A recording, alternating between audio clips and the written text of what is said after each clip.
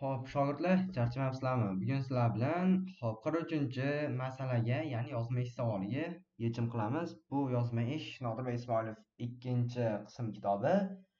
Birinchi variant 43-savolga mansub. Xo'p, savolni yaxshilab o'qib chiqamiz. O'simlik hujayrasida 9 mol glyukoza to'liq va to'liqsiz parchalandi.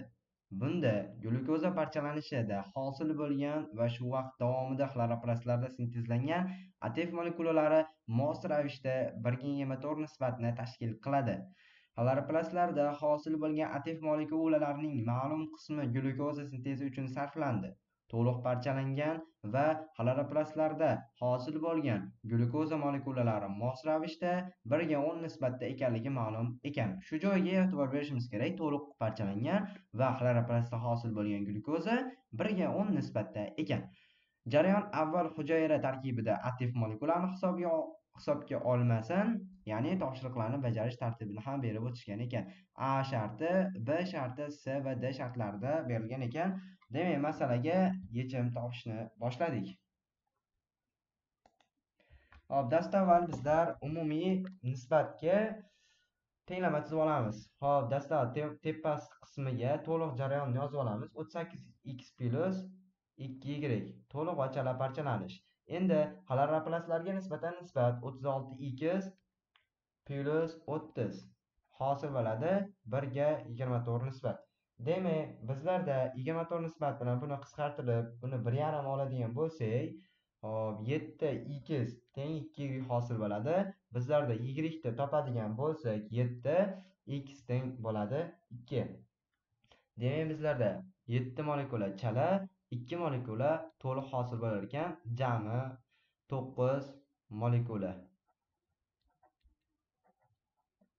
9 molekula S6 H12 O6 hosil bo'lar ekan. Demak, bizlarda masala shartida berilgan edi. A shartida glyukoza ma'lum, endi sonlarda bemalol topib olishimiz mumkin. Xo'p, A shartida glyukozaning to'liq va to'liqsiz parchalanishi natijasida issiqlik sifatida tarqalgan energiya miqdorini kilojolda aniqlang. 120 kilojol chalida, to'liqda bo'lsa 1280. Buni ko'paytiramiz 2 ga, buni ko'paytiramiz 7 ga. Hosil bo'ladi bizlarda 840 va 2560. Bu ikkovini qo'shadigan bo'lsak, 3400 ni tashkil etar ekan. Bizlarga A variant javobimizga 3400 hosil bo'lar ekan. Hop, endi B shartiga o'tib olamiz. Bizlarda B shartida nima deyapti? Xloroplastda sintezlangan glyukoza massasini aniqlang deyapti. Demak, bizlarda xloroplast 20 edi, og'irligi 180 gram. Buni ko'paytiradigan bo'lsak, 3600 gramni tashkil qilar ekan.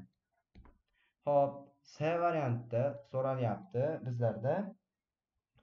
Hop, anaerob sharoitda sintezlangan ATF molekulalari miqdorini molda aniqlang. 2 ga ko'paytirib 36, ko'paytiramiz 30 ga teng 2160 va 7 ko'paytirilgan 2 teng 14. Bizda umumiy hosil bo'lyapti ekan 2174 molekula. D variantida so'ralyapti. Hop, xloroplastda sintezlangan ATFning necha foizi glyukoza sintezi uchun sarflangan? 2160 bo'lib olamiz 18 ga teng bizlarda 120 ta hosil bo'ladi. Ya'ni ATFlar soni 120 miz 100% ni tashkil qilsa, bizlarda 20 tamiz necha foizni tashkil etadi? X teng 16,6% ni tashkil qilar ekan. 43-masalamiz variantlari shulardan iborat edi. Barchalar uchun manfaatli bo'lsin.